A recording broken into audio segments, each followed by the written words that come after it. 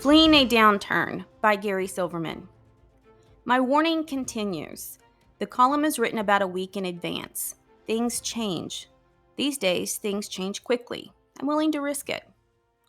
As I'm looking at the stock markets while typing this, US and foreign stocks are down about 10% since the start of the year. Some areas of the market are down 3 times that. This makes people rather uncomfortable. As I mentioned last week, my general advice is to do nothing when this happens. My more nuanced advice is to tweak your portfolio by rebalancing to your chosen asset allocation.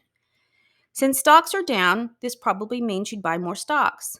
More so, you'd buy even more in those areas of the market that are down the most. That doesn't make sense to a lot of, most people when dealing with investing. Why should I buy what's going down? It makes more sense to buy what's going up. My regular readers know what's coming next, the grocery store analogy. If you like salmon and chicken, what would you do if salmon was on sale for 20% off while chicken prices had risen 20%? That's right. You try to remember how much room you have in the freezer, and after leaving some room for ice cream, a necessary food group, you'd buy enough salmon to fill the rest. Likely you'd buy less chicken than normal, maybe none at all. Yes, I realize that stocks can go down farther. So can the price of salmon.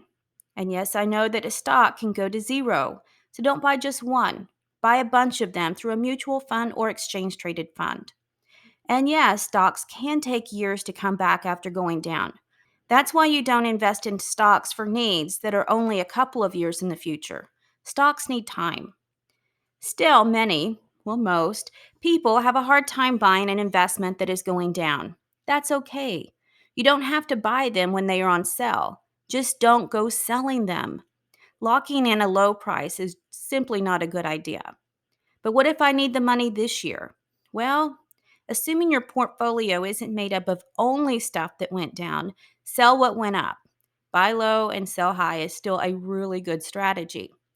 If all you have in your investments is stocks or other things that have gone down considerably, then you're in a bit of a pickle. And if you are pickled, then you have a choice. Hope that the market recovers before you need the money, or cash out when you need it and stop the bleeding. No, it's not the stock market that has failed you. It was using long term investments for a short term need. Learn from this and do better next time. Oh, and read my column. May Ukraine stay free.